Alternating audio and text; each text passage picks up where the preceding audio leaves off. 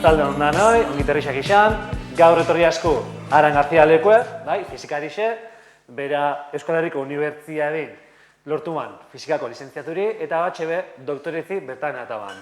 Bera pilo aterrial dene onda ikerkuntzan, bai Estatu Batuetan, Alemanin, Dinamarkan, eta bai, gaur egun dago, DIPEZ-en Ikerbask fellow, Ikerbask researcher latxeik, Ikerbasko ikertzale latxeik.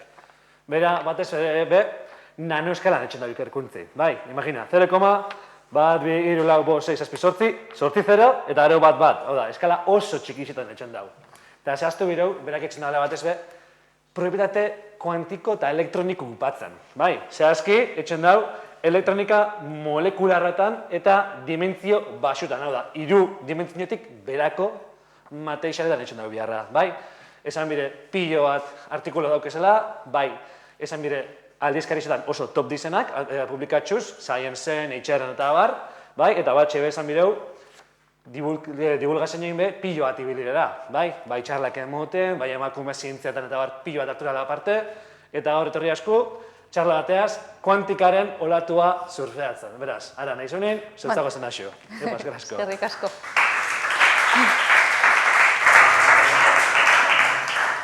Bueno, arratzal, uiz, altu dauen. Nik altu iten du berroan, normalia. Arratzalde ondan hoi, eta eskerrik asko etortiarren. Eta bai, Josebak esan duen moduen, gaurko hitzaldian bi hitz nagusi dakaguz, kuantika eta surfa. Eta nire bizitzan biak dagoz oso presente, bai kuantika eta bai surfa, Eta ematen dugu, printzipioz ez dekela inolako zerikusirik edo, baina hau binomio hau ez jat niri bakarrik okurri du.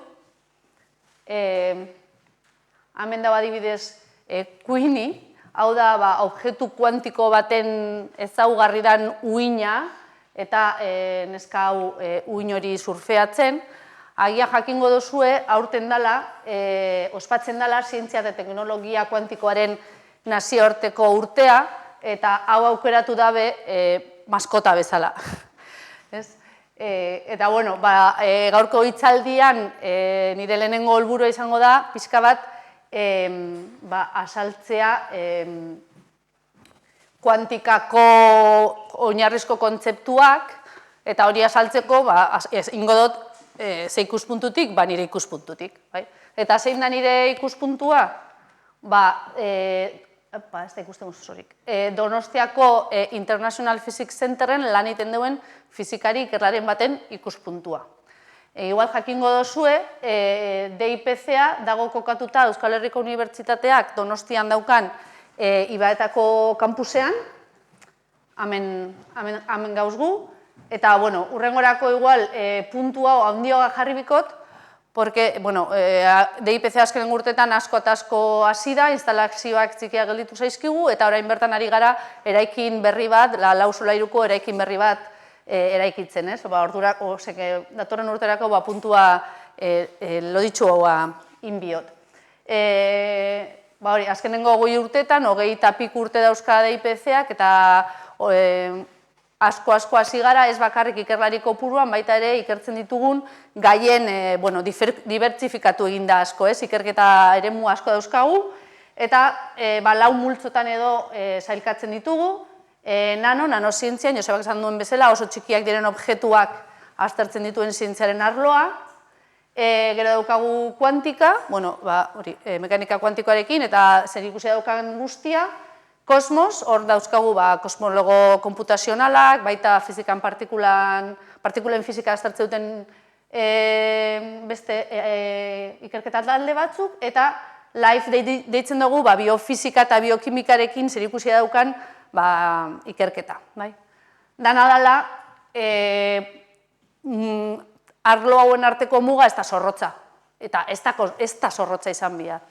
Askotan, eremuen arteko sinergiak edo nasketak edo kombinazioak egiten dugu, eta gaur azalduko dodan esparrua edo, hain zuzen ere da, nanozientzia eta kuantikaren kombinazio edo sinergian sortzen den zerbait,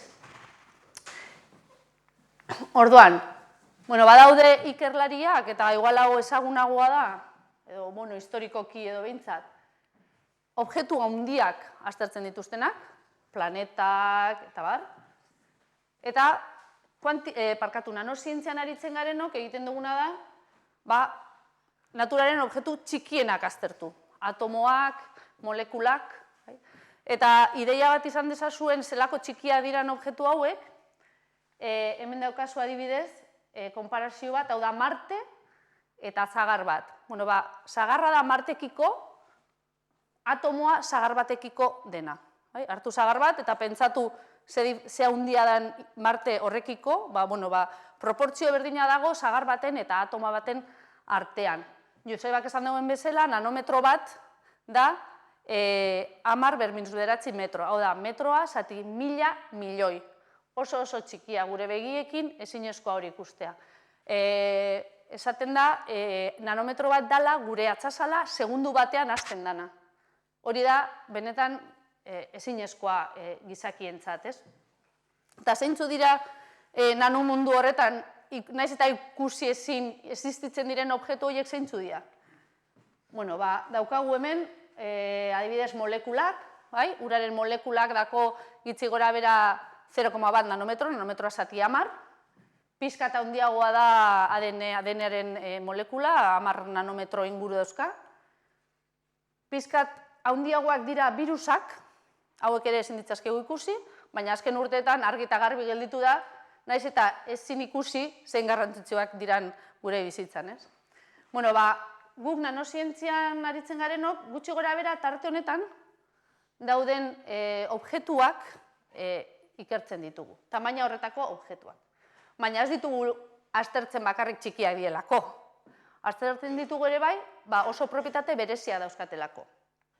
Adibidez, nik galdetzen badizuet, urreak ze kolore dakon, ematen dugu galdera tonto badala, ez? Urreak dako urre koloria.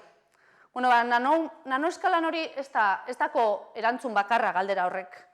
Ze, kontsideratzen baldin baditugu urrezko nanopartikulak, tamaina pixkat ezberdina edo forma pixkat ezberdina daukatenak, edozein koloretakoa izan daitezke. Hau da, urrea edozein koloretakoa izan daiteke nanoeskalan. Eta hau, ondo zekiten, laugarren mendean, Likurgoren kopa egin zuten artisauek. Ze kopa hauetan, argia kanpotik barrura edo barrutik kanpora egiten modu, kolorea ezberdina da. Eta hau zergatik da, kopa honen inguruan, badauzelako urrezko eta zilarrezko nanopartikulak. Eta hori zergatik gertatzen da, eskala horretan, fisika klasikoa ez duelako funtzionatzen. Fisika kuantikoaren legeek agintzen dute eskala horretan. Eta, bueno, Likurgoren kopa egin zuten artisauek, fijo nago ez dutela jatorria ulertzen, ez ekiten segaitik gertatzen zen, fenomenoa ezagutzen zuten. Ikusten zuten, behatuta zeukaten zer gertatzen zen, baina ez duten ulertzen. Segaitik, fisika kuantikoa askoz geroago garatu zelako. Hain zuzen ere, 20. mendean. Horregaitik, orain, ospatzen da aurten, urte hurrena, ez dutelako, 1955ean, hasi zelako edo, efektu fotoelektrikoaren esperimentuarekin mekanika kuantikoa, ez? Baina, beno. Dena den, mekanika kuantikoa esan bezala, 20. mendean iraltza kuantikoa eman zen, eta aurkitu ziren gauza, aurkikuntza edo benetan mekanika kuantikoaren oinarria finkatu zian, eta oso garrantzitsua izan zerbait, izan zen uhin partikula dualtasuna frogatu zela. Horrek zer esan nahi du, badaudela partikula atomiko edo subatomiko batzuk, elektroiak, fotoiak, batzutan uhin bezala eta beste batzutan partikula bezala konportatzen dirana. Esperimentuaren arabera, egoeraren arabera, batzutan uhinak direla ematen du, eta beste batzutan ematen du objektu trinko eta lokalizatuak direla. Hori da, benetan, mekanika kuantikoaren funtsezko kontzeptu bat, oso garrantzitsua, batzutan ez da hain erreza, ez da hain intuitiboa ulertzeko, baina honek izan ditu hainbat eta hainbat ondorio fizikan eta teknologian. Adibidez, uhin partikula dualtasunaren ondorio hurrengoa da. Imagina daukagu mundu klasikoa, ez? Mundu klasikoan, pilotan frontoian jolasten badugu, pelotakin horman kontra jotzen badugu, hormak sekula santan ez dugu parkatu. Pilotak ez dugu sekula santan horma zeharkatuko. Hori mundu klasikoan ez da posible. Mundu kuantikoan, baldin badauzkagu bi objektu, nanoeskalako bi objektu, bata bestean dikertu, bi objektu metaliko adibidez, elektroiek batetik bestera salto egin dezakete, naiz eta beraientzako hutsa horma bat bezalakoa izan, ez? Horrez esan nahi du? Bueno, hemen jarri doan, ez? Hemen dauzkagu bi objektu, nanoeskalako bi objektu, bi metal, eta oso gertu jartzen ditugunean, naiz eta hemen hutsa egon, hor korronte elektriko bat sortarazi daiteke. Eta hori, obvioa ez bada ere, uhin partikula dualtasunaren ondorio bat da.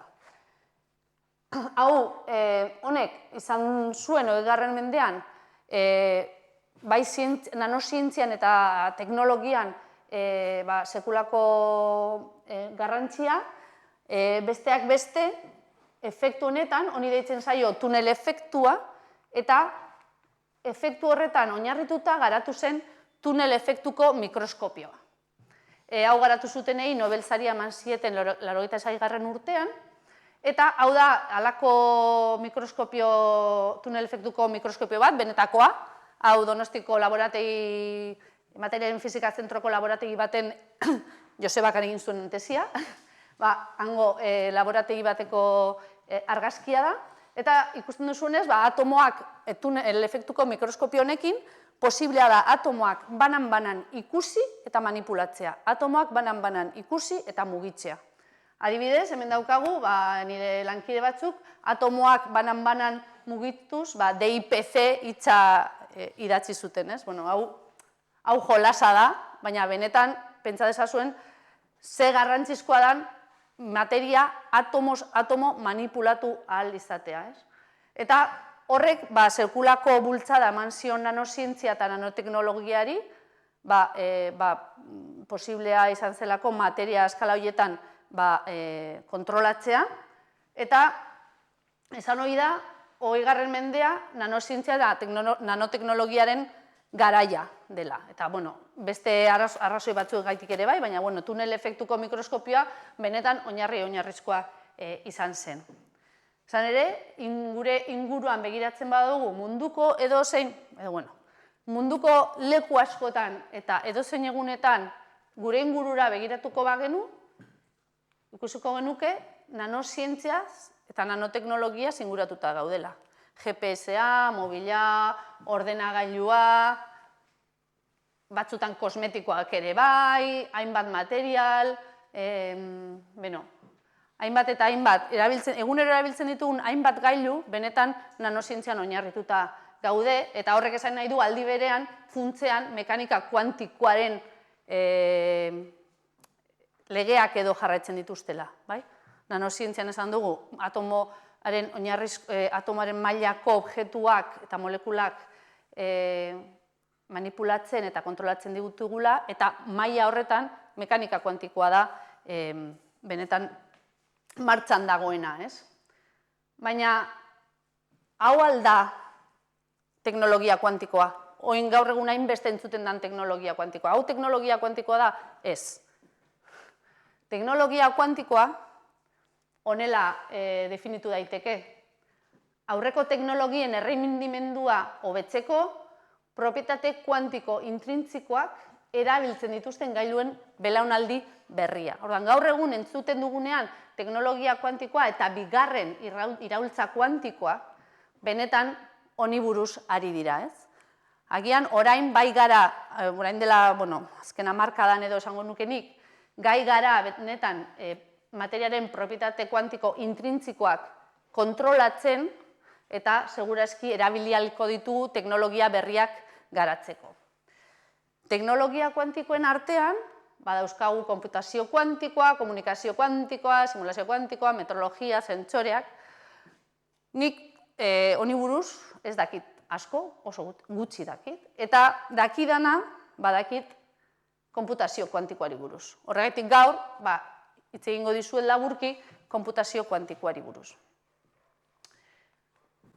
Zer da funtzean konputazio kuantikoaren oinarria? Kubita. Bit, denok dakigu edo norbert entzun dugu zer dan bit, ez? Egon daiteke bit bat, egon daiteke on edo off, bat edo zero, izan daiteke gorria ala urdina. Bi egoera posible.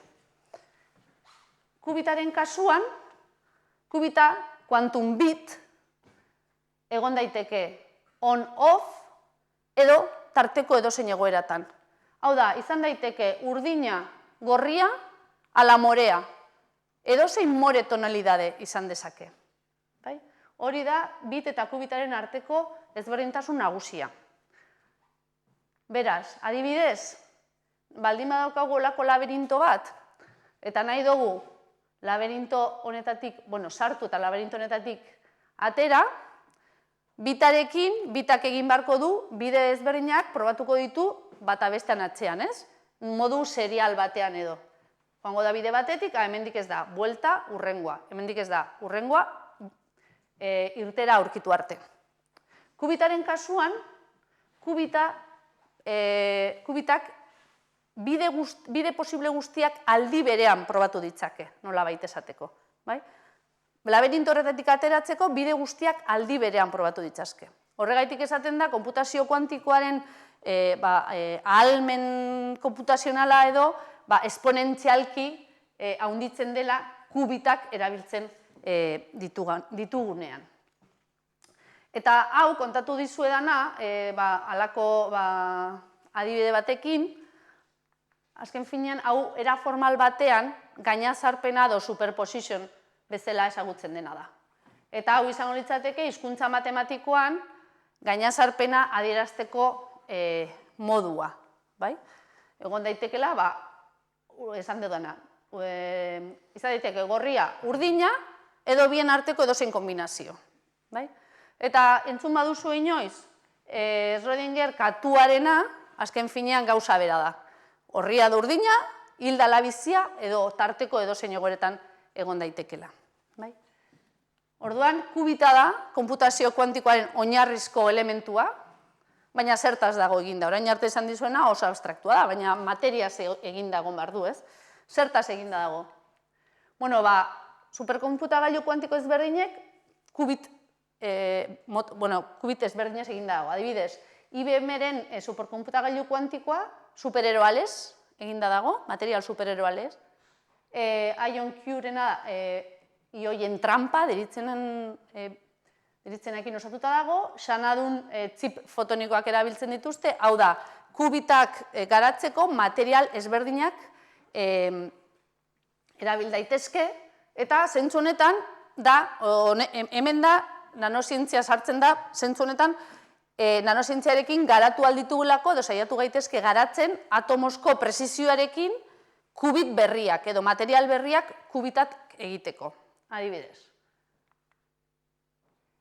Honen adibide polit bat, artikulu honetan, orain dela pare bat urte aterazena, izenburuak esaten duen bezala, atomoran eskalako kubit anitzeko plataforma edo materiala proposatu zuten. Hain zuzen ere, tunel efektuko mikroskopioa erabiliz, eta atomozko kontrolarekin lortu zuten kubitak sortu, kontrolatu eta nolabait irakurri. Hau benetan oinarrizko ikerkuntza da. Hau ez da ordenagailu bat etxean eraman eta erabiliko duzuna. Hau da, oinarrizko ikerkuntza gero ordenagailu konputagailu kuantikoiek garatzeko beharrezkoa dena.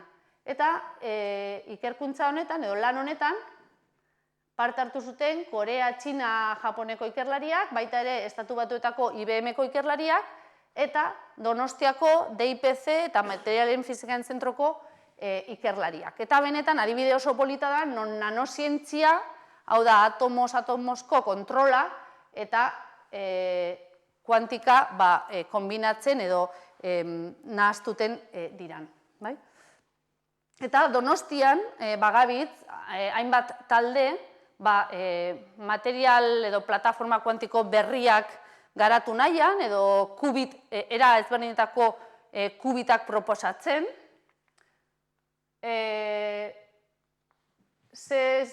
Hemen adibide batzuk, hau adibidez da, nik arlo honetan lan egiten dut, saiatzen gara karbonosko materialetan, grafenoan bezala, kubitak garatzen, spin kubit deitzen direnak. Gero badaude material bide bihurrituak, ez dakit euskera horrela esaten den, twistronics, hori orain oso modan dago, bi material oso fin jarri bata bestearen gainean eta elkar rotatu. Material topologikoak, kristal fotonikoak eta abar eta abar. Hauek dira, nanozientziaren eta kuantikaren arteko sinergia hauek, ez? Guk materia nanoeskalan manipulatzen saiatzen gara, kubit berriak proposatzeko.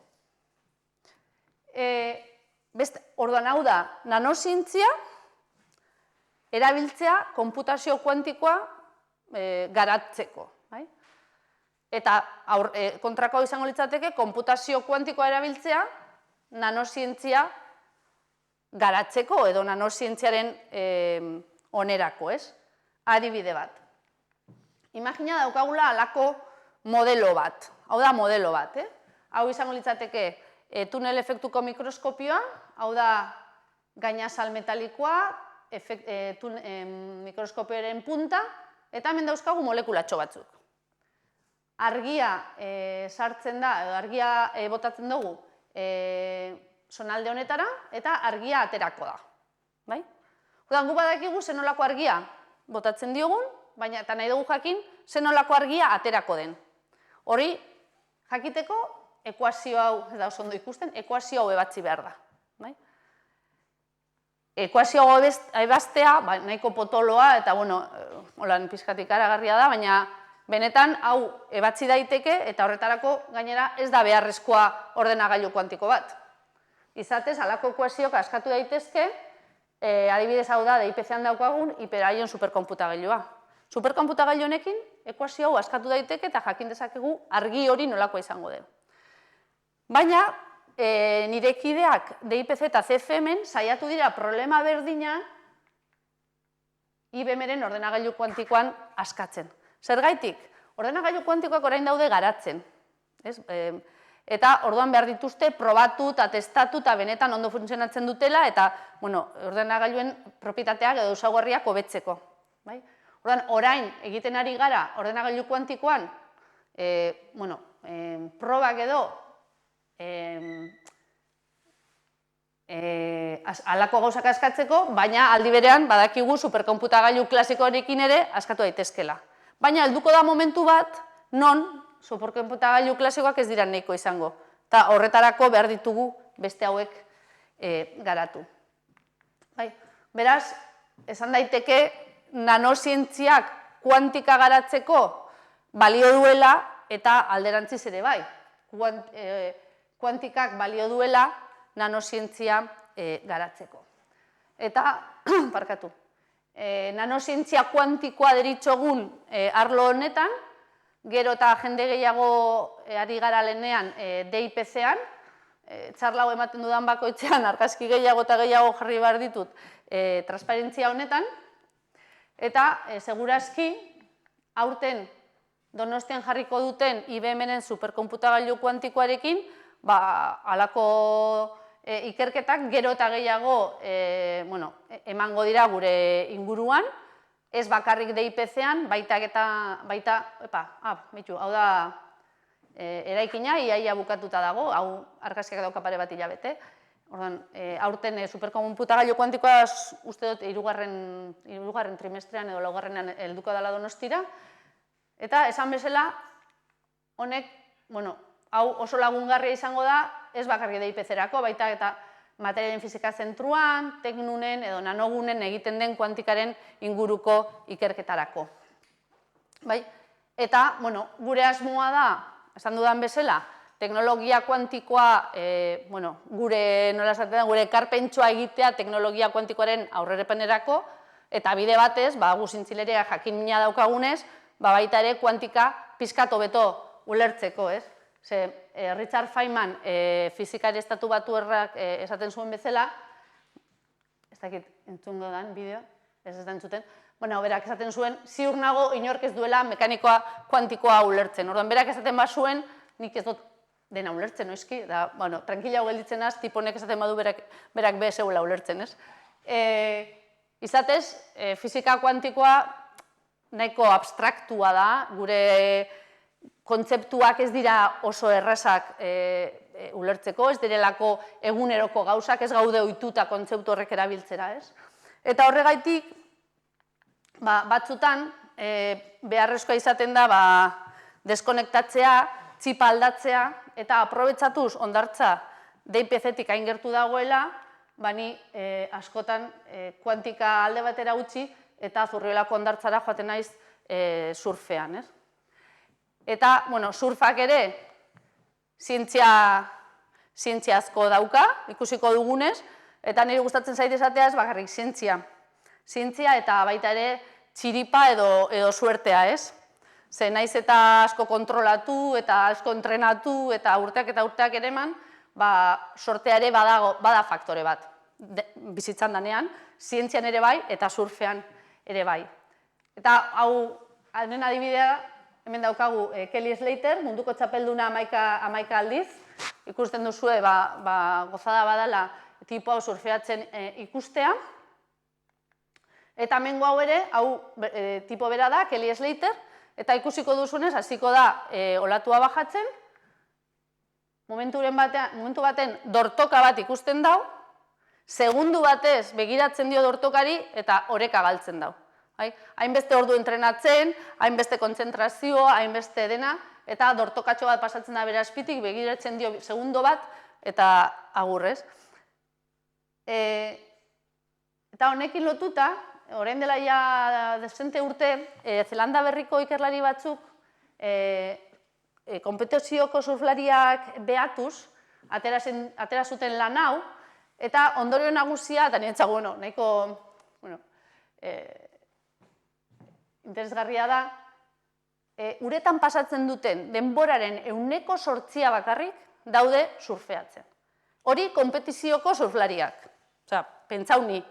Osea, beste denbora guztia, arraunian, itxaroten, batek daki zer. Bakarrik 8%, hori konpetizioko surflariak.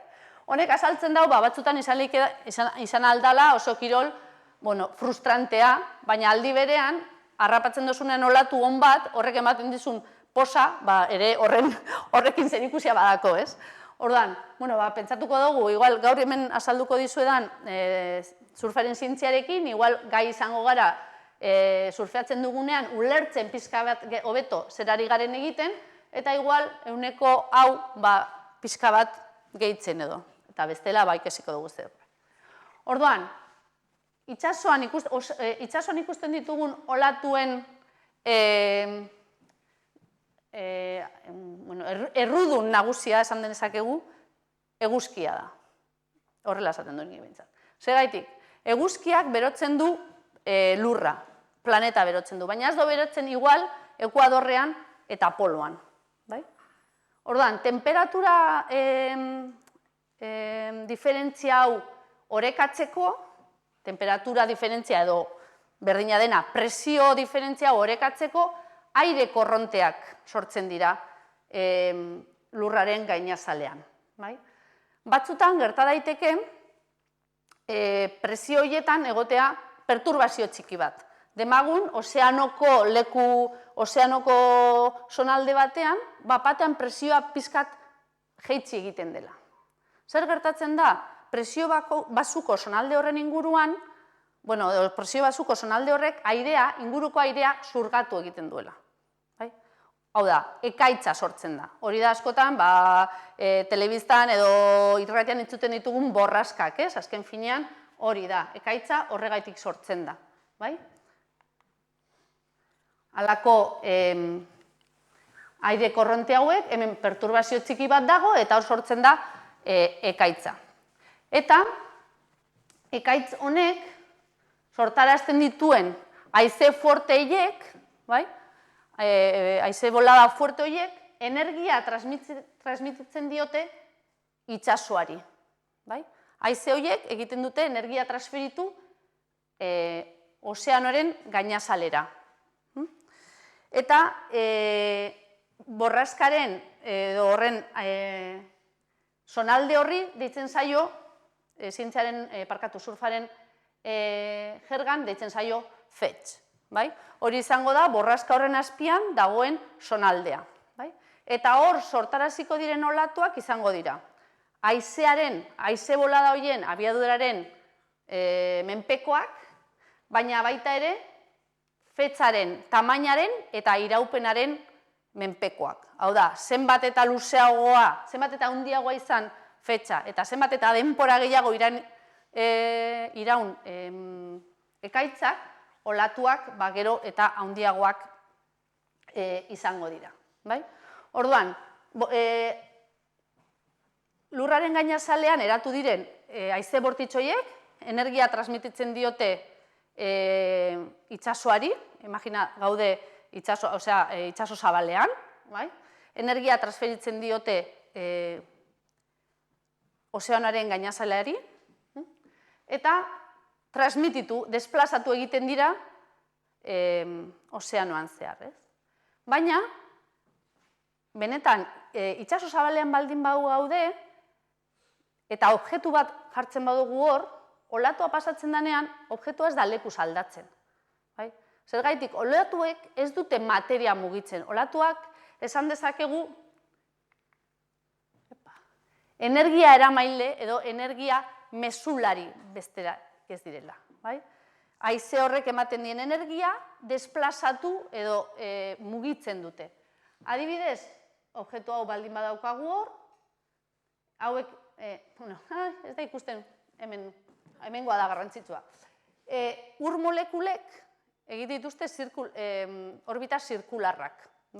Eta ondora goazen heinean, orbita zirkular horiek gero eta txikiagoak dira. Orduan, itsaso zabalean oso sakonera handia dagonez, beko ur molekulak ez dira mugitzen. Hau ikusiko balitz, hemen ja molekula zirkuloa txikia da, nun hemen beko molekulak ez dira mugitzen. Hau da, ur oso sakonean, olatuek ez dute ura mugitzen, energia mugitzen dute. Nintzako hau, kontzeptualki ere oso polita dela iruditzen zait. Badauzkagu olatuak. Olatuak nola ezberdindu ditzazkegu batzuk bestetatik. Zein da olatu baten anatomia?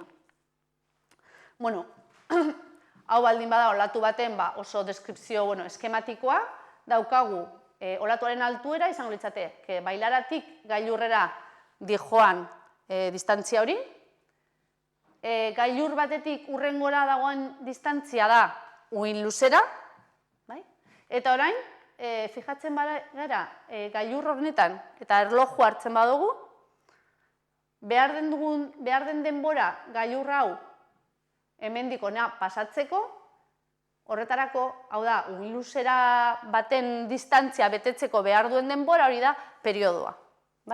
Orduan, altuera, uin luzera eta periodoa izango lirateke gure olatuaren ADN-a. Olatu bat, beste olatu batetik ezberdintzen dituena. Eta, orduan, behin itsaso zabalea, izan dugu, hor badaukagu gure ekaitza sortu dira olatuak, desplazatzen joango da energia, nola ematen da desplazamendu hau, nola mugitzen dira olatuak. Bi efektu nagusi daude. Alde batetik daukagu dispertsio zirkunferentziala deitzen dena, intuitiboa da. Demagun hemen sortu dela ekaitza, Irlandatik iparraldera, orduan, hemen ikusten den bezala, olatuak aldentzen doazen heinean, zabaldu egiten dira. Eta esan dugu, olatuek energia eramaten dutela. Orduan, energia badakigu ez dela desestatzen eta ez da sortzen, kontserbatu behar da. Orduan, frentearen, olatu frentea, gero eta zabaloago baldin bada, energia gehiago banatu beharko da, frente horretan, ez? Horrek zer esan nahi du?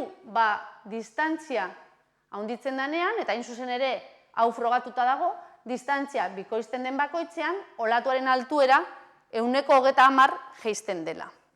Beraz, hemen, kriston olatuak izango ditugu Irlandan,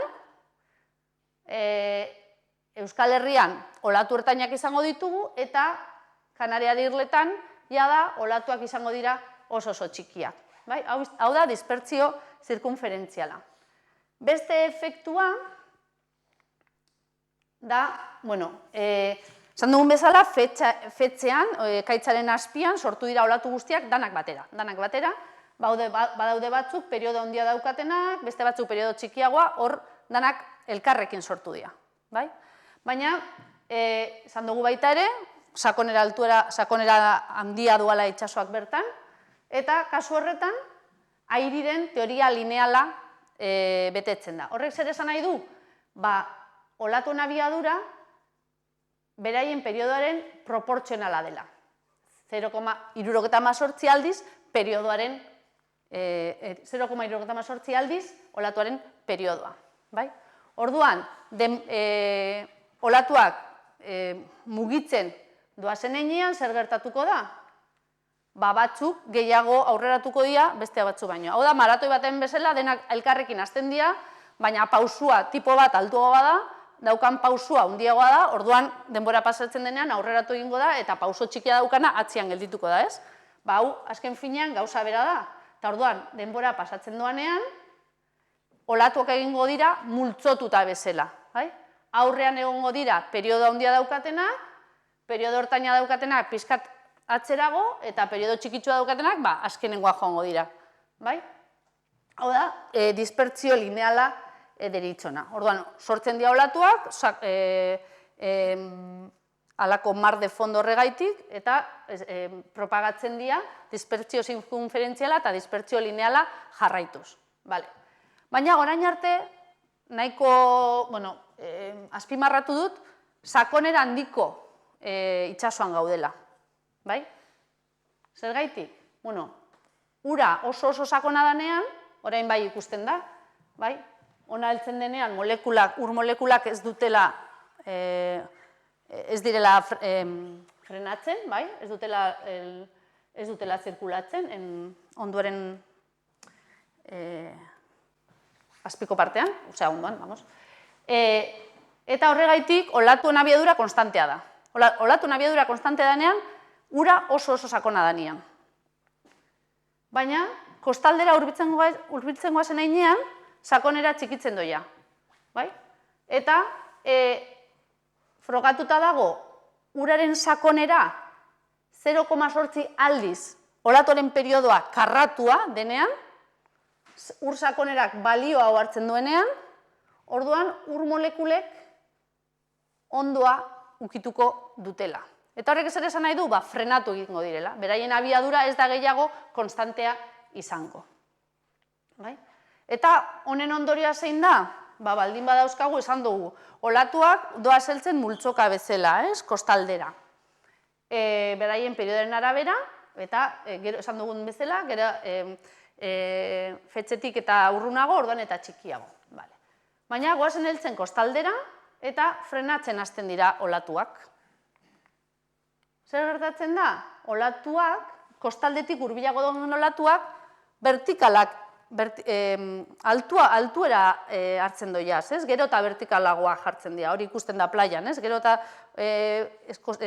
ondartzatik gertuago, gero eta vertikalago. Eta hori zergaitik gertatzen da? Aurrean doazen olatuak frenatzen doiaz, eta atzekoak ez.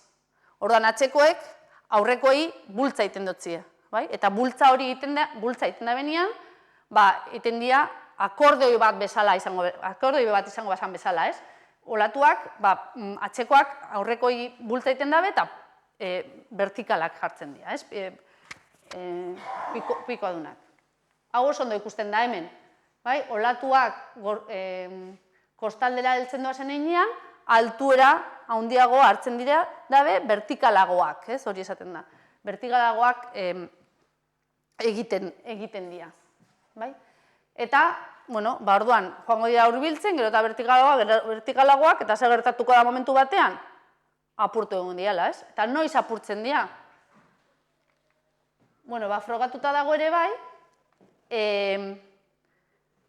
ondoa, sakonerak 1,3 aldiz olatuaren altuera daukanean, orduantze apurtuko dira olatuak. Eta zergaitik apurtzen dira, hemen oso ondo ikusten da hori, olatuak esan dugu kostaldera hurbiltzen doazen heinean vertikalagoak egiten dirala, eta esan dugu onduak frena egiten dugula olatuak. Karo, baina olatua oso vertikala baldin bada, gehiago frenatuko dago azpiko partea, azpiko molekulak goikoa baino. Zer gertatuko da, olatok hartuko dugula forma hau, ez? Tupe bat esango balitz bezala, ez? Eta hau, beko partea atzeratuta egongo da, goiko partea aurreratu egingo da, eta llegako da momentu bat, non tupe horiek, aurreko parte horrek, ezin duen gehiago bere pisua aguantatu eta apurtu egingo da. Eta, hau zientifikoki demostratu dago, noiz gertatuko den hori, ez? Zenbakiak atera daitezke. Eta, ematen den efektua, oso ondo ikusten da hemen, ikusten duzu beko partean nola dagoen atzeratuta oletua, eta goiko partean daukazue tupe hori bezala, ez? Hau da, azken finean, tuboetan gertatzen dena horregaitik gertatzen da. Ur molekulen balasta da horregaitik, ez? Eta Namibiatik, ez da ikusten oso ondo, baina Namibian grabatutako olatu bat da. Namibiatik, salto geografiko bat, Irunera. Hau da, Ramon Iribarren, ez dakit norbaitek ezagutzen duen gizon hau izan zen ingeniero bat, eta honek diseinatu zituen Gipuzkoako hainbat portu, besteak beste Donostikoa. Ondarrokoa bilatu nuen atzo, eta ostu dut Ondarrokoa ezetz. Baina Zarautzko adibidez uste dut baita, hainbat portu Euskal Herrian. Eta berak asko behatu zuen itsasua, beran lanerako oso garrantzitsua zalako, eta garatu zuen edo Iribarren zenbakia deritzona. Iribarren zenbakia gaur egun mundu osoan erabiltzen da olatuak klasifikatzeko. Eta Iribarren zenbakiak,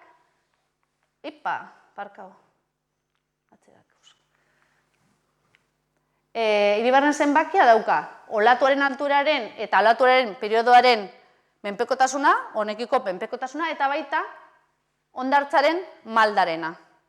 Orduan, zuk beti surfeatzen badozu hondartza bardinean eta badakizu zein den hondartza horren malda, egun konkretu batean olatuen iragarpena ikusten badozu eta badakizu ze altuera eta ze periodo ikunga daben, kalkula dezakezu Iribarren zenbakia. Eta adibidez, Iribarren zenbakia 0,4 baino txikiagoa denean, esaten da daudela izurtze olatuak, ez dira olatu honak surfeatzeko, eta Iribarren zenbakia 0,4 eta 2 bitartean dagoenean, esaten da direla, kiribul olatu, ez dakit nola esaten da euskeraz, olas de voluta. Eta hauek dira behar direnak tuboak agertzeko, adibidez, ez? Orduan, etxean basauz eta webkama ez badoa eta alperra basara kalera ateratzeko, igualen atara zenbaki hau eta erabaki merezi dutzun hondartzara joatia edo ez, ez? Orduan, oso garrantzitsua da, adibidez, hau egin leikezu, baino hartu baino lehen, importantia da jakitea halako gauzak, eta surfean ibiltzen garen ontzat oso importantea da, dan beste gauza bat, behintzat munduko lekonetan, da marea. Ez bakarrik surflarientzat, baita itxasoaz, hondartzaz gozatzea gustatzen jakonari, ez? Eta oso laburki azalduko dut, zein den mareen jatorria, ez? Askok badakigu, baina hau da lurra, hau da egopoloa, ez da lurrari begiratzeko oizko ikuspuntua, baina horrela nik uste dut hobeto azaldu dezakedala. Eta mareak agertzen dira ilargiaren ondorioz. Hori badakigu.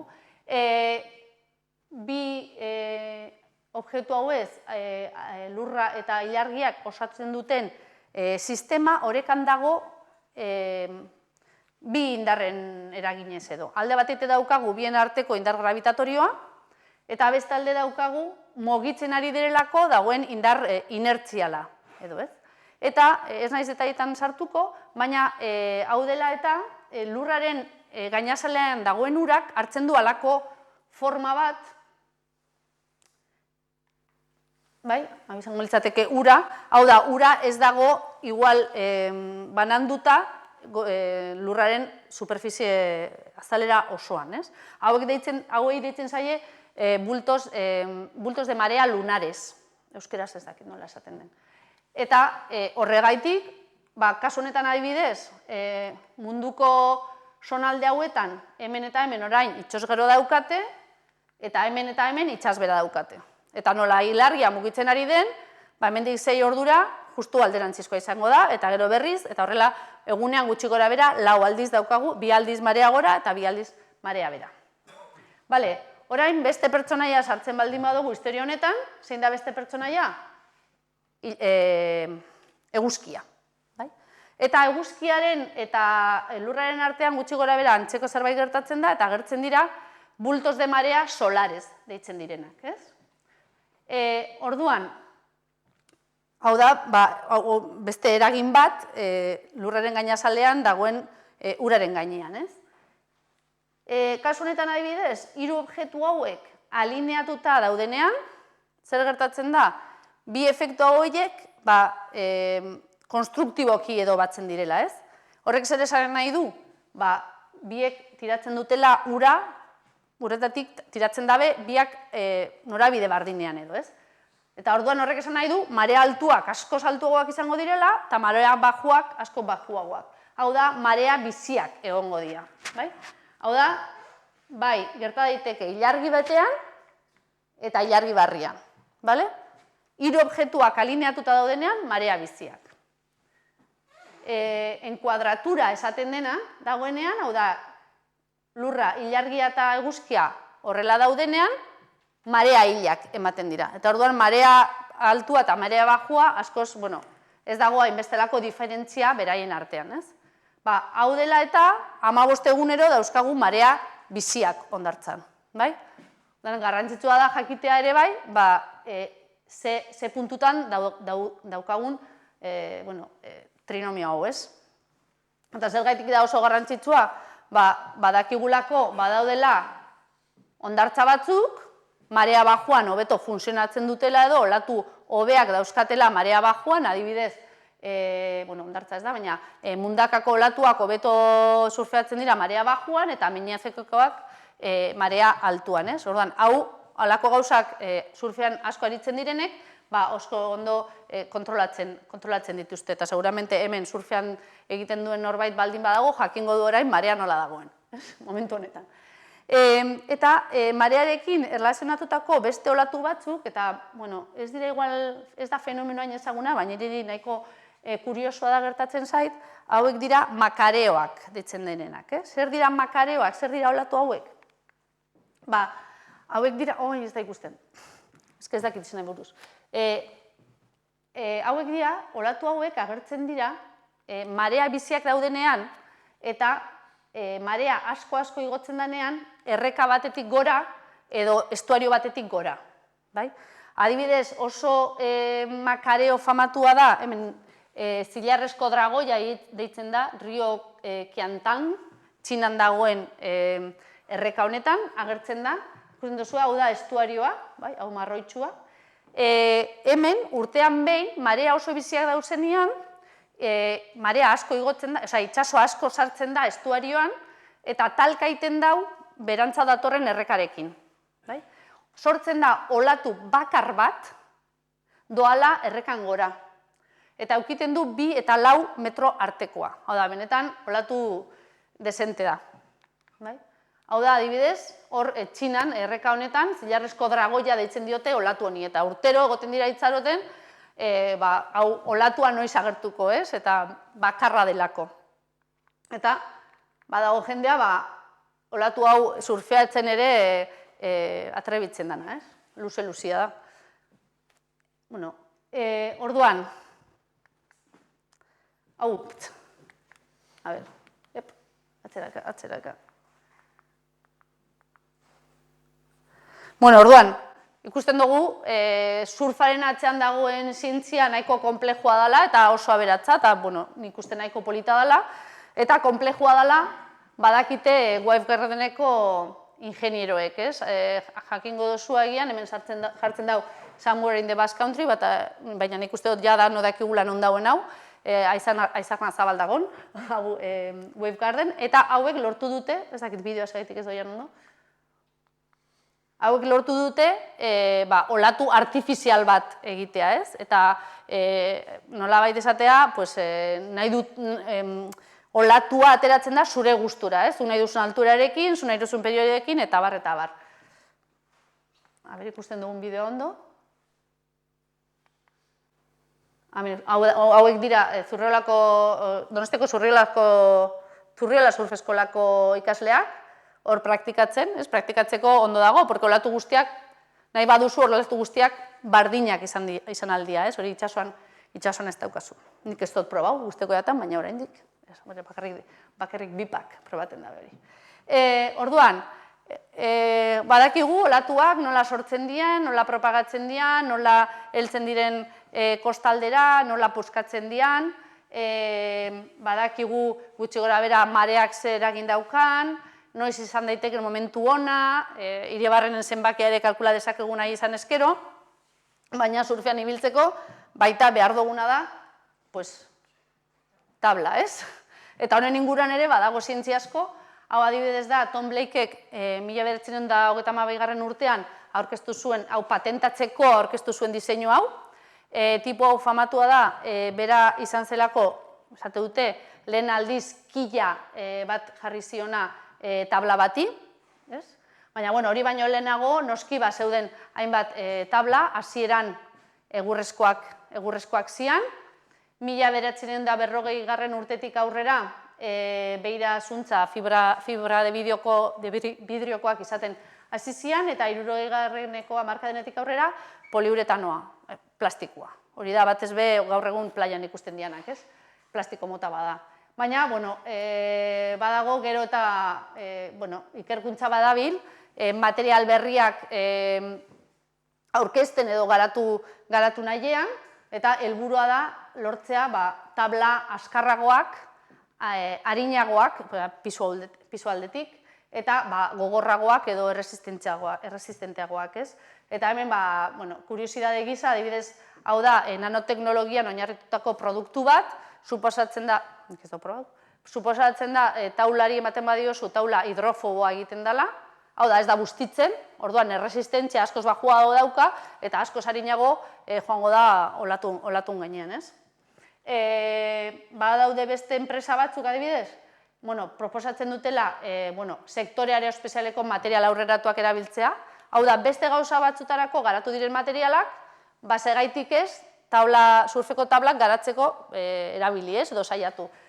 Hau adibidez, ez dakit izan dudan, Kaliforniako enpresa bat da, eta nola ez, plastikozko taulak erabili ordez, ondo egongo litzake beste ekotabla batzuk edo beste aukera ekologikoagoak sortzen gai izango bagina, eta adibidez, berriz ere Kalifornian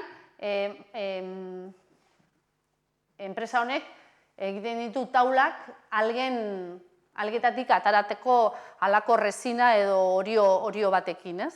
Hau dira, ekotablak edo. Orduan, badakigu gitzu irabera olatuak nola doia zen, mareak, badaukagu erabaki dugu ze tabla nahi dugun erabili, eta orain egin behar dugu hartu tabla eta uretara joan, ez?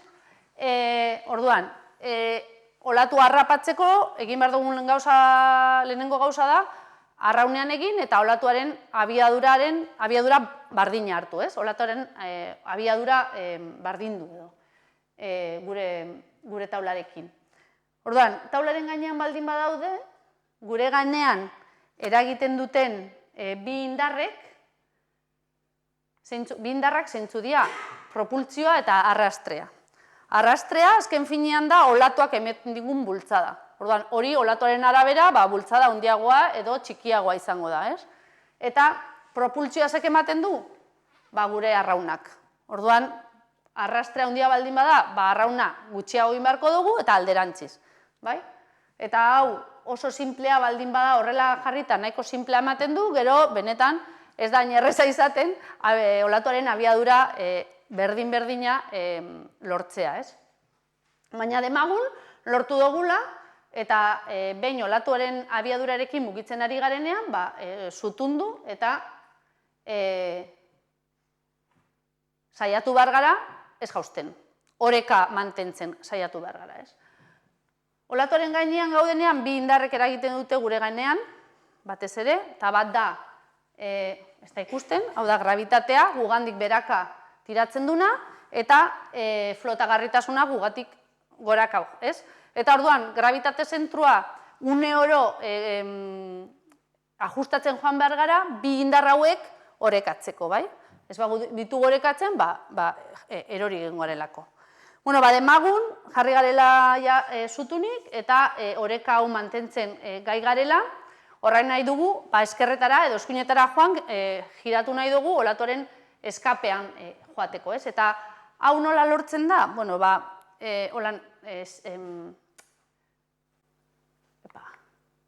egiten duguna normalean da, olatuan, otablan, pizkat atzeraka mogidu. Ez dakitanka, baina behintzat gravitate zentrua pizkat mogitu. Gravitate zentro hori edo gorputza pizkat mugitzen dugunean, zer gertatzen da? Bi indar hauek ja ez daude orekan. Eta sistemak naturan betik nahi du oreka bilatu. Orduan, sistemak oreka bilatzeko zer egiten du? Torke bat edo giro bat eragiten du, ez? Eta orduan, taula giratu egingo da, bi indar hauek berriz ere orekan egoteko. Orduan, gu alde batera edo bestera joatea kontrola dezakegu, torke hori kontrolatzen ikasten dugunean, ez?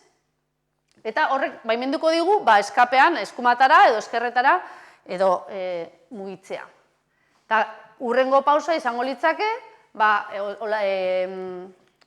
hondartzan ikusten dena, jendea nola egiten duen olatua igo eta bajatu giroak eman, ez? Eta hori nola lortzen da, nola uler daiteke, hori nik uste dut oso ondo uler daitekela energiaren kontserbazioaren printzipioari buruz pentsatzen badugu, ez?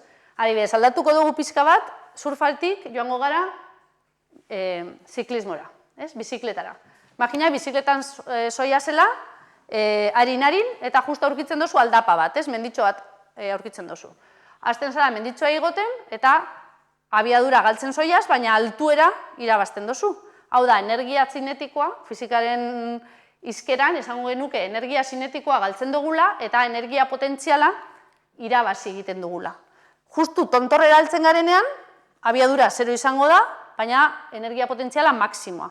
Eta gero, bajatzen hasten zara, eta errekuperatzen dozu abiadura, eta horren trukez, altuera galtzen dozu.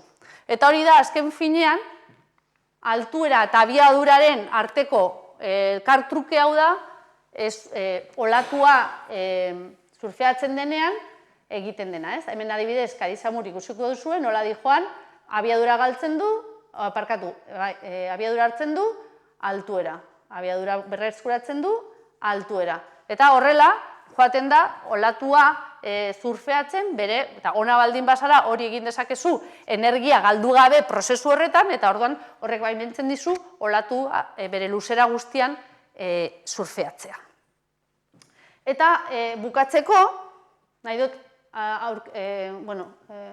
erakutsi argazki hau nik atera nuen orain dela pare bat urte Zurrelako hondartzan, hauek dira nik askotan esaten dut, hauek direla surfaren benetako zientzilariak, orduak eta orduak emate dituzte neska mutil hauek uretan edo olatuak behatzen, eta askotan iaia nahi gabe bilakatzen dira benetako meteorologo, ozeanografo eta geografo, eta zek bultzatzen ditu gazte hauek behaketa horretara edo guzti hori ikastera, zientzilarian, kuantikan ibiltzen garen zientzilarian kasuan bezala, jakin mina. Jakin mina da gu bultzatzen gaituenak gauza guztietara. Eta horrekin, bukatzen dut, eta eskerrik asko da noi.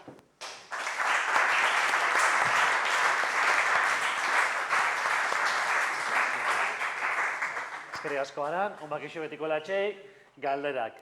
Galderak etxeko... Ez dut ulertzen, ez.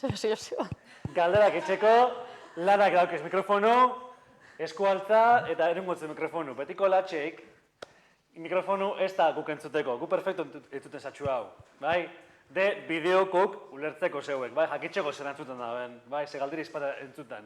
Eta erantzune bapatin, radio ikusten da. Orduan, galderaik... Hain nolko galderi. Aizu.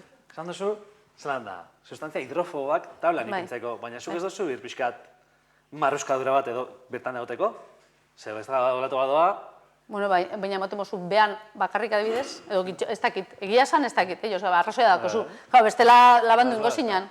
Bueno, horregaitik bai emoten danean parafina iten da horrazia pasau, ez? Bestela joango zinan hortik, bai, arrazoia dakozu. Baina nik uste dut hori emonbiko dela danean, baina batez ere azpiko partean. Dino nik. Ez? Hori da, hori baldin bada taula harina joateko, non dauka kontaktu gehien taulako urarekin. Gehien, danean dako, baina gehien azpiko partean, dino nik. Baina arrastra hori galduko zan, ez? Arrastra galduko zan, ez da? Ez bada hori, si no hay puje... Pero infinito ez da izango. Osea, ez que infinitoa baldin bada bultza egiten duzu, eta san parauka inoz. Eta hori ez dut uste gertatuko den. Beste galderaik. Hor bat. Bueno. Hola, atzaldeon. Atzaldeon. Bueno, nitzago gatxe da fizika kuantika atxi galdera getxi. Porque nik ez da txixebe. Ez da, baina, bueno, dokumentalak ekustetxuaz bastante, eta beti kaskarra abantin ebintzen da horrek. Ez da, a ber, ni nahi neuke jakin, beti juten ani bigebanea, osea, hasiera. Bertan sortu zen la materia, el espazio-tiempo eta abar. Baina nun entzun dut, hor baegoa zenela aurretik, partikula subatomikaz, por lo menos klase bat. Holanda hori. Big Bangean edo Big Bangean baino lehenago? Big Bangean aurretik.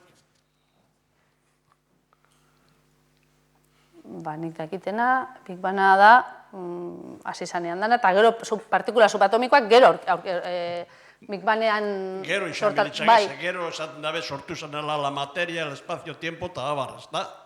Baina, nun emitxe dau, que había un caldo primigenio y que había partículas subatómicas. Hortxatxik esaten du, jakin bizen du. Baina Big Banga baino lehenago, edo justo en la era inflacionaria hori? Nik dakitena, desde luego, Big Banga baino lehenago, ez. Baina, bueno, zer izan kanpo ez da kuantik.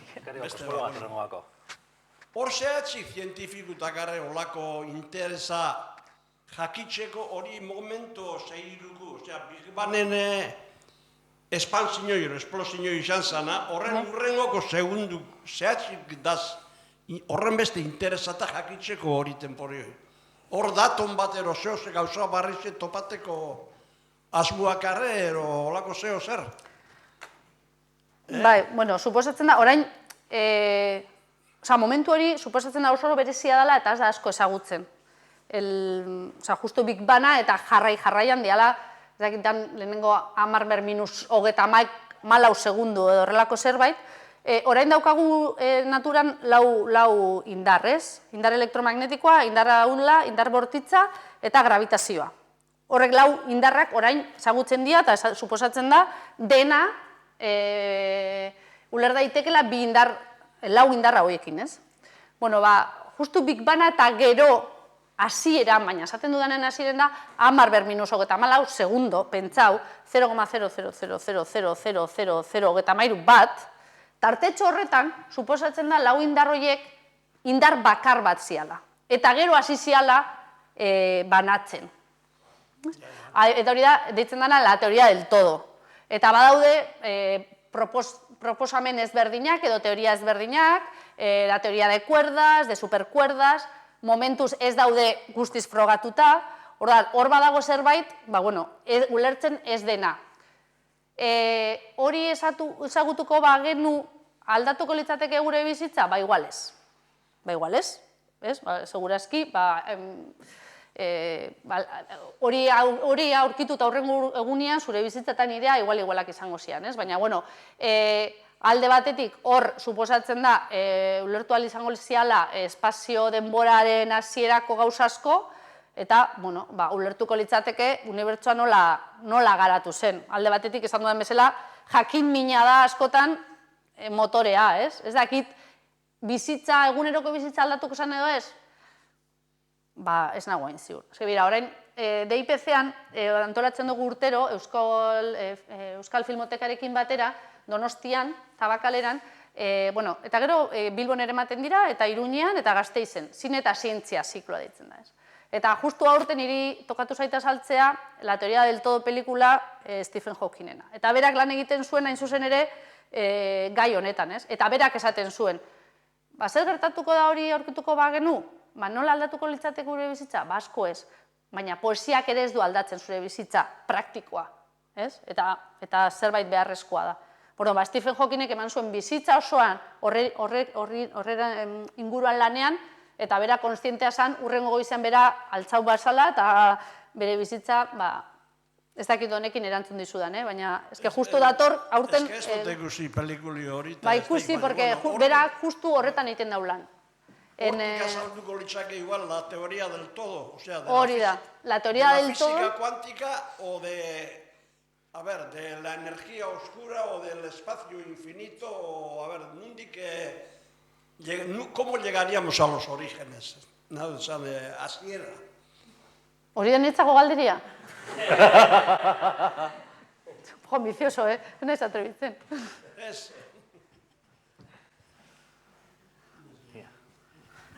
Bestadera bat, zen?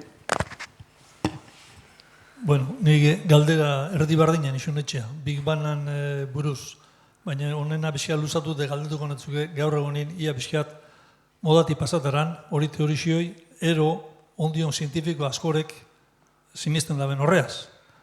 Big Bana? Big Bangan... Big Banan ikuste dut nahiko onartuta dagoela. Abidez hori, teoria de cuerdas, teoria de supercuerdas eta guzti hori oraindik Big Bana eta gero hasierako, hitz badako, ez naiz akordatzen, hori, Big Banetik eta hurrengo 10-14 segundo horietan pasazena, hori horrez dago konsensua. Baina Big Bana gertatu zela, nik uste dut, konsensua beti... Masoixe batek hartuta daugela, onartuta daugela hori ez? Bai, hori onartuta dago. Bai, da besti, zelanik influioten daben, observadore batean, ero ezeon, hau fotoi bat emituten da ninde, eta ranuratxo bat ipini, jo, bizkat esplikatazun, ranuratxo bat ipini, da bertati pasaten da. Baina, segitzen dugu pasaten, observadore bate onarte, observadore tot nanin, bera, fotoi pasaten da toki bizitati batea. Hori holantzen ite ez? Onartute da hori, ero... Bai, hori ez da espekulazio edo teoria bat, hori esperimentuak dauz hori frogatzeko. Hori guztiz onartuta dago. Begiratzen dozunean, hori izaten da, errealitatea kolapsatu egiten dala, olako hitze ez, eskenean da, hori, zuk azten bazara elektroiak banan botaten, badin badakazu bizirrikitu eta azten zara elektroiak botaten, elektroi asko bota dozu zenean, atzian, pantailan agertuko dira franja ezberdinak, eta hori izango da, elektroiak uinak bezala konportatu direnaren demostrazioa. Hori zuk ez bazaguz begitzen, zuk botatzen dozu eta ez dozu begitzen. Zuk begitzen badozu botatzen dozun bitartean, bakarrik pasako dia batetik edo bestetik. Eta agertuko dia bakarrik bi franja. Eta hori demostrauta dago. Gatxe benetako ez? Horregaitik niot fizika kuantikoa dela pizkat, hau hitzaiat gustatzen erabiltza, baina da pizkat mistikoa. Ez da bapez intuitiboa, gure eguneroko bizitzan ez gauz ohituta alako gauzetarako. Edo zu zara partikula bat, edo zara uina. Zelan izango zara gauza bat, edo beste ni begiratu, edo ez begiratu, edo zelan begiratu, edo nola egin esperimentua. Fotoia adibidez onartuta zegoen uina zala, eta gero efektu fotoelektrikoaren esperimentuarekin frogatu zen partikula zela. Elektroien kasuan alderantzizkoa. Hau da, ez da bakarrik elektroia, ez da bakarrik esperimentu bat. Esperimentu asko egin da, hori dago oso frogatuta. Eta nik animatzen zaituet,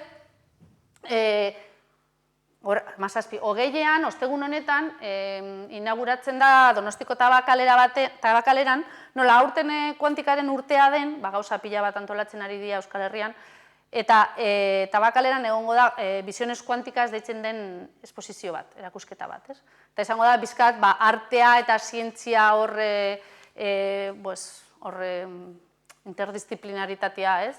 Nik uste dut oso DIPC-ak kolaboratu egin du artista batekin, egongo dira halako bideoak pizkata saltzen zientzaren oinarria, eta gero egongo dira artelan batzuk, eta beraien artelanen eta zientzen arteko erlazio hori egingo da, ez?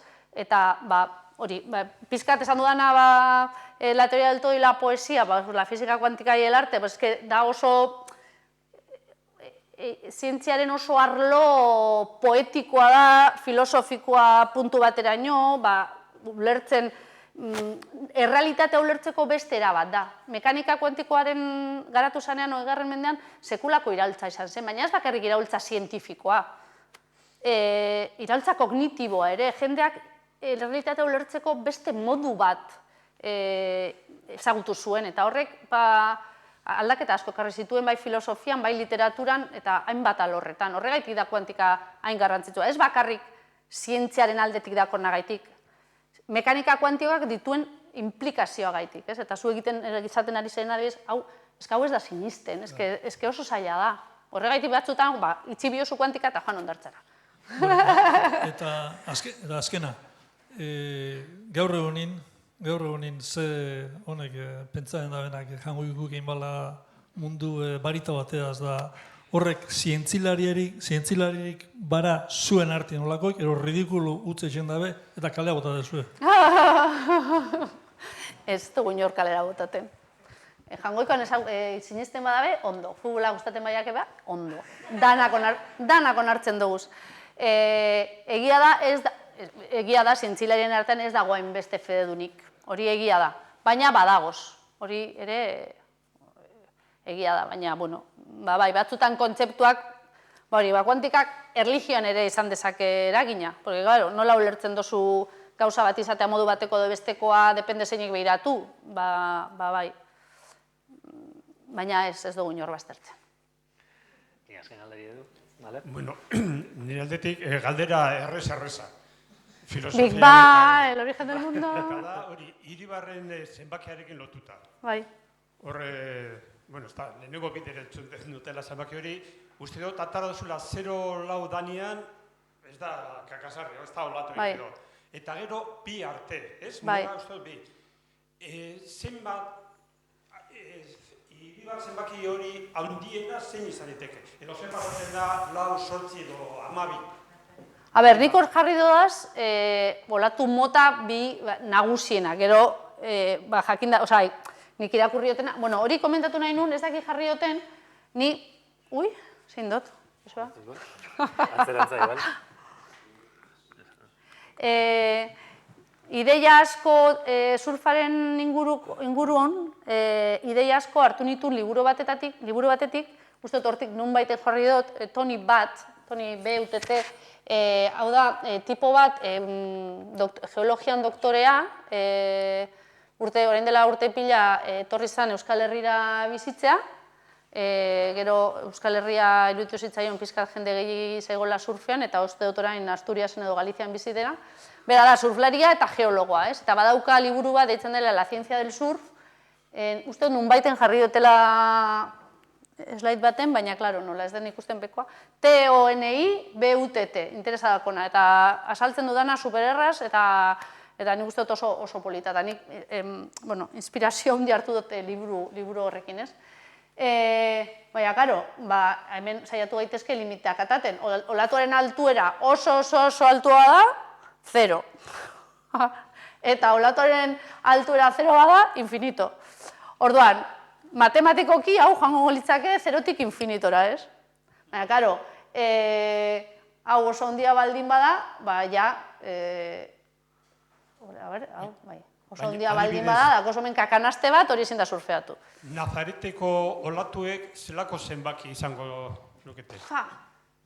Hondartzaren malda, oso handi, bueno, eske hori falla bada. Orduan, ez dakit ekuazio hau balio duen, klaro, beste dago da batimetria deitzen dena, ez? Batimetria da onduaren topografia bezala, ez? Eta hori oso garrantzitsua da. Gara, hau dana simplifikatua dago. Malda ez da olako gauza perfektua. Eta ez da izango iguala area edo arroka baldin bada. Orduan, ez dakit zenbaki honek ditun alako baldintzak. Porque, garo, Nazareten falla bat baldin bada, nik ez dut ulertzen. Horrezan edo malda oso handiz izango da. Hau izango da supera hundia, eta hau supera hundia, zeinek irabaziko dauen. Porque igual dako zu kanzelazio bat. Hau oso, ez? Ez dakit. Hau gora doia. Eta hau gora doianez, lehenengo termino hau berakadoa, eta termino hau gorakadoa. Orduan horregongo da kanzelazio bat. Igual izan leike, periodoaren arabera, eukitea izeta on bat. Botati erren, ez dakit. Nikolako logik egingo neban, baina, bueno, klaro, hau uste dut, a ber, hau da superpolitiko. Niri gustatu jatan, porque, bueno, ikusten da nola zientzia ingeniero batek, gauza baterako garatu duen zientzia, erabilgarria izan daiteken surferako, Wikipediaria basoaz, Iribarren number agertzen da, hau da, hau mundu osoan ezagutzen den zerbait, da, bueno, nik ez nuen ezagutzen, txarla hau prestatu nuenen arte. Baina honen baliogarritasuna edo zein hondartzan, ez dakit, probatu beharko litzateke. Hemen surflariren baldin badago, egin dezala proba, urrengo 15 egunetan, eta mesedez esan gero. Baina groseko hondartzara joaten zaretenean, ez dakizu gaurko zenbakia zindan edo hona dan. Baina, bueno, hori leike, Eta malda aldabiatu, datu babesa da. Karo, malda, area danean, ezin dozu jakin. Bueno, apurbet, baina asko ezin dozu jakin, ez? Area da honean, fondua mugitzen bada, ekaitza baldin bada, eta fondua mugitzen botzu, igual hori ezin dozu erabili. Baina dependen nun, arroka baldin bada, malda beti izango da iguala, edo oso antzekoa. Horren horregaitik dinot, baldintzan arabera erabilgarriagoa edo gitxiago izangola. Baina, bueno, kuriosidade bezala, interesgarria irudiatan gizonenekin ekarpena, ez, surfean. Gautala da. Lehen ezazu, konputadora klasiko, bueno, aiagorala momento bat, konputadora klasikuk ezin gora bena batzi eroazkatu ekuazinoi batzuk, eta konputazinoi kuantikuk baietz. Zeba, nik pentsaten eban denpora kontu izango zanela, batek esatardakora bela da besti gitxia, baina posibili izango zanela pixakin. Zer da? Kontzeptualki, gehien bat hori da.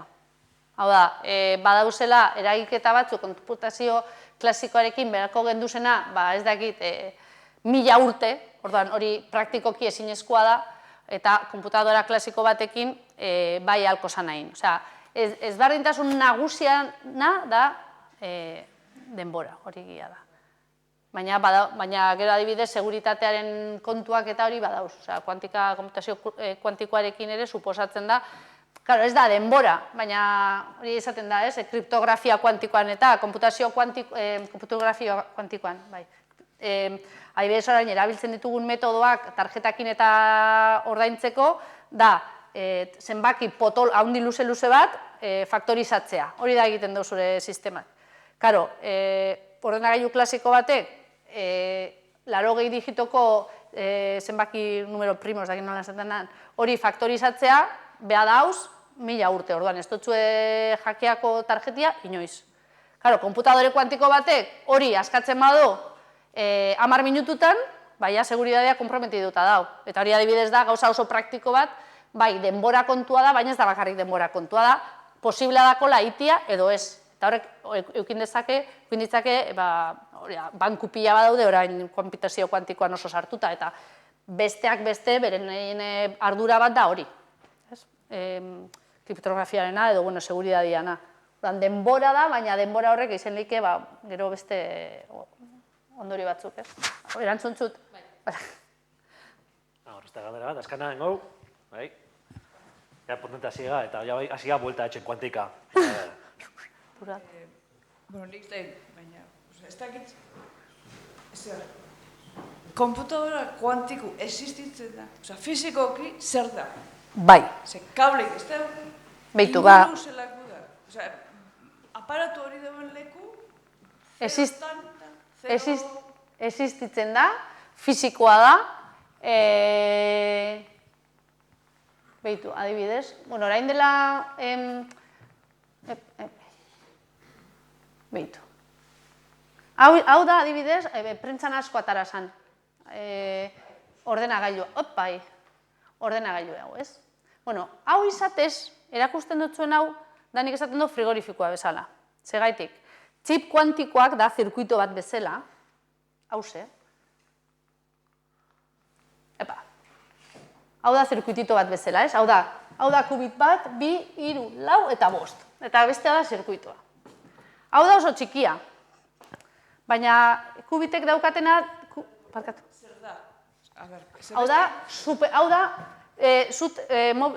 transistoreak ikusi dozuz, ez? Silizioak. Silizioz egindakoak eta horrek dira bitak. 0 eta 1, bale, bien. Ba, honek dira, kubitak daude beste material batzuz egindak, beste propietate badaukie, baina hau eskenan da txip bat. En vez de un txip de silizio, un txip de kubitz. Eta honek dira, 2, 3, 4, 5 kubik. Hori da, zirkuitotxo bat bezala. Ez da hain ezberdina. Lo pasa que hemen dauden elementuak ezberdinak dira, eta lehen esan dudan bezala, izan aldia supereroaleak, trampa de iones, txip fotonikos, material ezberdinak izan aldia. Silizioa daukagu superbarneratuta, baina segurazki hasi zinean jendeak ez ekin bezer zan silizioa. Bueno, barain, hau izan leike supereroale zatitxo bat, beste supereroale bat, edozein material kuantiko esan dezakegu, ez? Eta hauek osatzen dute prozesadore kuantikoa. Prozesadore kuantikoa da, holako gauzatxo bat, eta hor dauzka bere kubitak. Hau da bostekoa. Orain bertan, uste dut IBM-ek dakola 160 piku kubiteko prozesadore bat. Udan, en bede bost holako kubit izan, ikuingo dau, 127 holako zirkuito baten bezala. Baina hori izango da gauza txikitxo bat.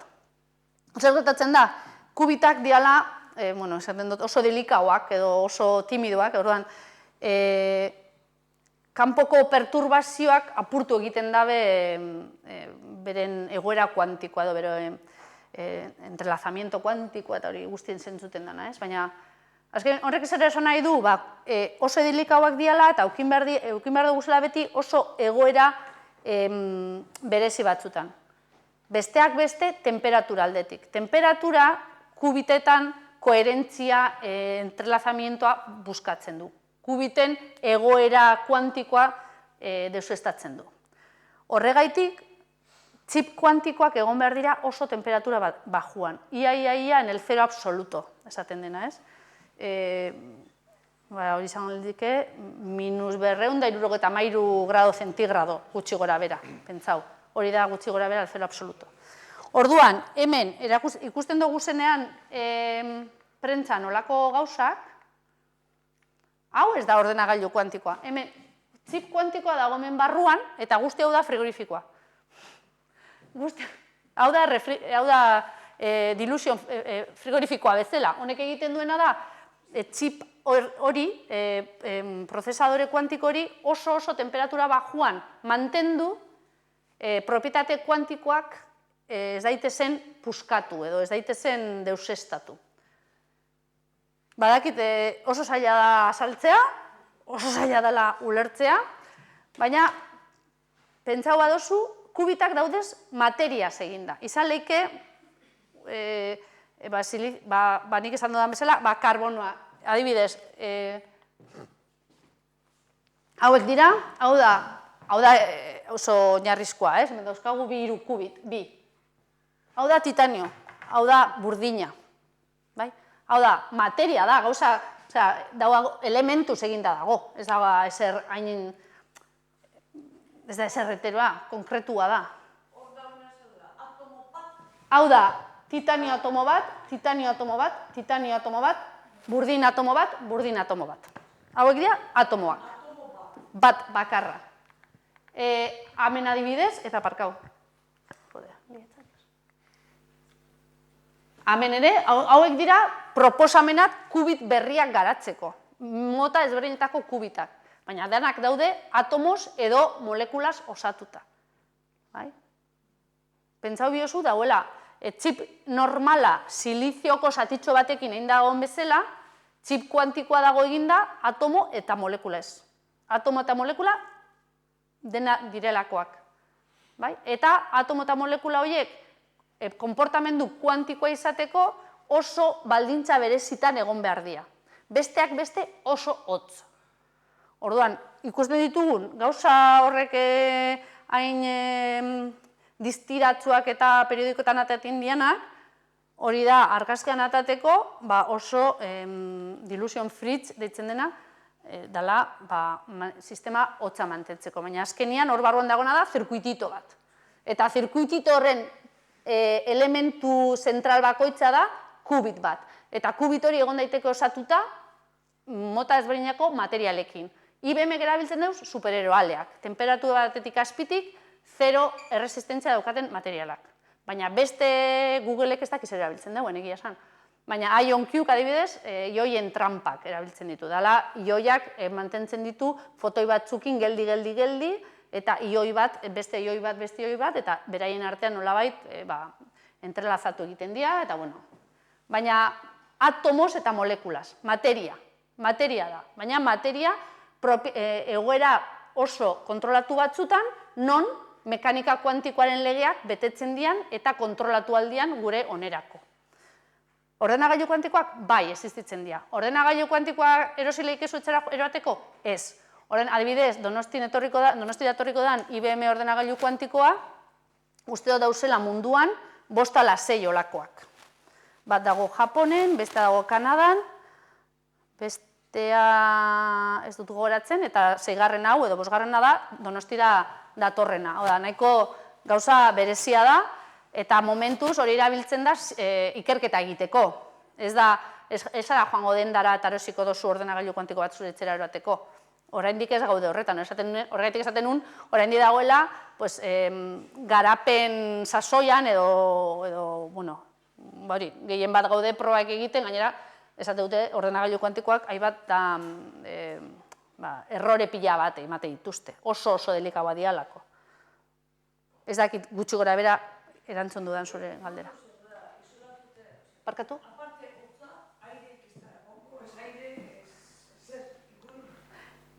Ordenagailu kuantikoan nik uste dut utza ez dagoela, baina, bueno, gauza da guretzako, igual daukat pizkat deformazio profesionala, askotan, adibidez, tunel efektuko mikroskopioan egiten diren neurketa gehienak utzean egiten dira. Segaitik, oinarrizko ikerkuntza hori egiteko ez dozu nahi zure ingurua kakaz beteta gotea, nahi dozu eukin gauza nahiko garbia, ez? Eta askotan, esaten da, tunel efektuko mikroskopioan erekin egiten diren esperimentua asko daukate ultraalto bazio. Gutxi gora bera esaten da, espazioan dagoen utzaren antzekoa daukagula, ez? Orduan, niretzako parametroiek ez da hain arrarua. Eukite hori laborategi baten. Karo, gauza da, gero hori nola eroaten duzun etxera. Orduan, dira baldintza batzuk laborategi batean era kontrolatuan egin daitezkela nahiko erraz, ez da hain arrarua ultraalto bazio izatea.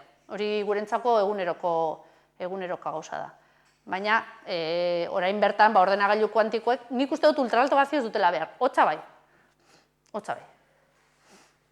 Eta, bueno, jaunea, amaitzen dugu, eskerrik asko Aran. Zeuri. Txalo bero bat, eta,